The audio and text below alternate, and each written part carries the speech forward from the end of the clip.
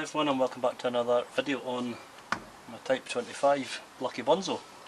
In this one I'm going to be replacing the fuel pipes.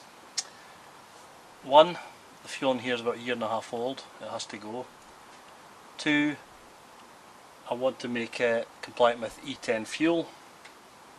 And three, I don't know the state of them underneath, so what I've done is I've basically bought pre-assembled fuel pipe and return pipe from Brickworks, and yeah, it's just basically take one off, put the other one on, get rid of all the old fuel, get the new fuel in, and hopefully you'll be running a bit better. I'll probably have to do stuff to the carb, I would imagine, but I'll show you as I'm going. The fuel filter's pretty horrible, and there's going to be stuff probably sitting at the bottom of the fuel tank as well, so I'll get as much out as I can.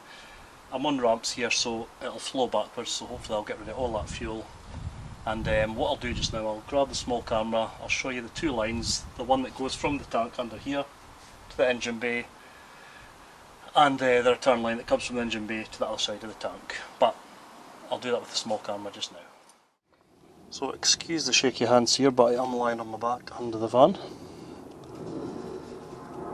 So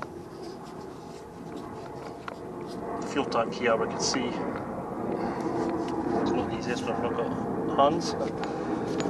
Coming out the fuel tank here, goes to the fuel filter, you can see there, it is pretty horrible. A lot of stuff sitting in there. Another part of the rubber hose comes onto the plastic style hose, attached with a couple of clips onto the chassis.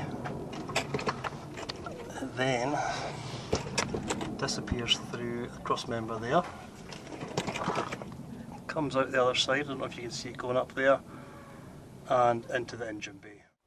So the line was seen there, plastic line comes along here, onto the rubber hose, round here, round, round, round, and it's onto here on the fuel pump. We've then got a return line which goes from the fuel pump up here to the carb. Then from the carb, the rubber pipe goes down into the cross member, disappears underneath, and I'll go underneath again and I'll pick this up where it goes under. So this line here is the line that comes down, goes again through the cross member, through here. This line, I'll point out, has got a non-return valve on it, so the fuel can't go back down it basically. You've got the pipe coming along here. Again, it's attached with these clips here. Another one there. Onto another bit of rubber hose, and then onto the other side of the fuel tank. So I'll jump out of here and I'll show you the parts I've got to go on. So what I have here is a pre-assembled brake line. Rubber hose, filter, rubber hose, plastic, and then the bit that goes into the engine bay, rubber. So that's one, that's the fuel flow.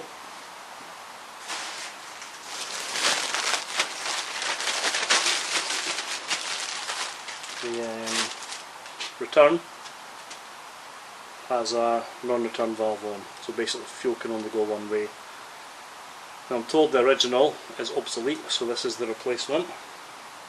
Now there's also in this pack somewhere a short rubber hose, the one that goes between the fuel pump and the carb. So everything's there that you need. Now you could buy this all separately and put it together, and probably it would be cheaper, to be honest. I just went with the pack. I'm fighting against weather at the moment. I'm trying to get as much done as I can before the weather turns, because I don't have indoor space to work on. So those two packs were £50 each, so you're £100 for the fuel system. But it's going to give me a fresh system, and you can't muck about with the safety of fuel. It's all E10 compliant. In fact, I think it's higher than that. I think it's like E20 compliant or higher. So yeah, it's going to be a lot better quality rubber. And other than it being fiddly underneath, threading it through, it's just a couple of bolts, albeit I'll need to drain the fuel. There's not much in it, so what I'll do is I'll go back to the van, I'll drain it, get the bucket, and we'll have a look at the fuel that's actually coming out and if there's any sediment in it as well. And what I'm going to do is I'm going to take one off. As I'm taking that off, I'm going to put the other one on and then basically just do it as I go. Okay, I'm dealing with petrol here, so I have disconnected the battery for safety, and I'm going to disconnect this bit here, because if I disconnect here it'll just start coming out here, whereas if I disconnect here it'll give me a bit of flexibility where I can direct the fuel, and I've got my basin sitting here below to catch it. Here goes.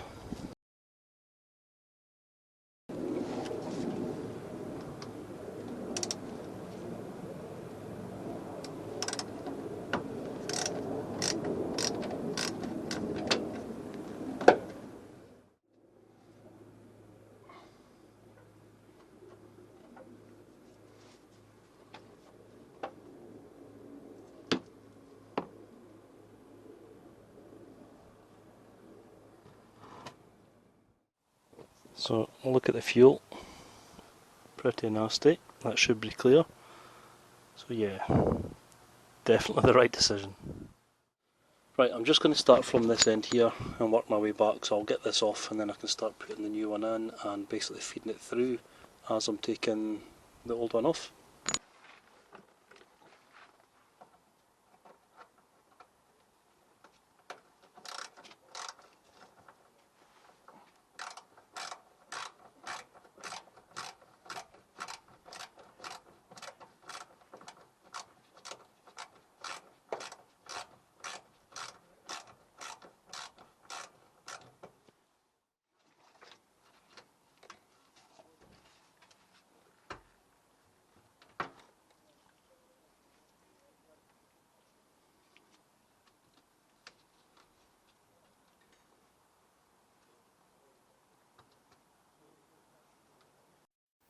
So not as straightforward as I hoped here, unfortunately. As you will see, the part of the fuel tank snapped off inside the hose here because it was so corroded.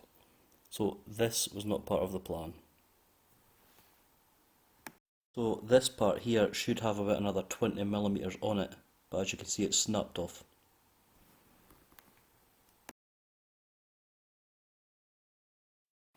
Rather than let it stop me, I just carried on and removed the old pipe, replacing it with the new as I went. It gave me a good point of reference and showed me the exact route and where the pipe should go.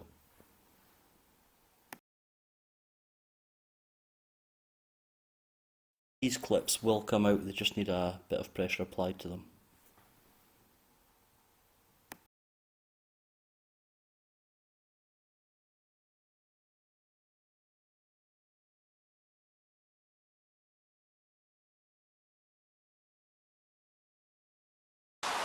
Okay, all hoses have now been replaced, including this small one here from the fuel pump to the carb.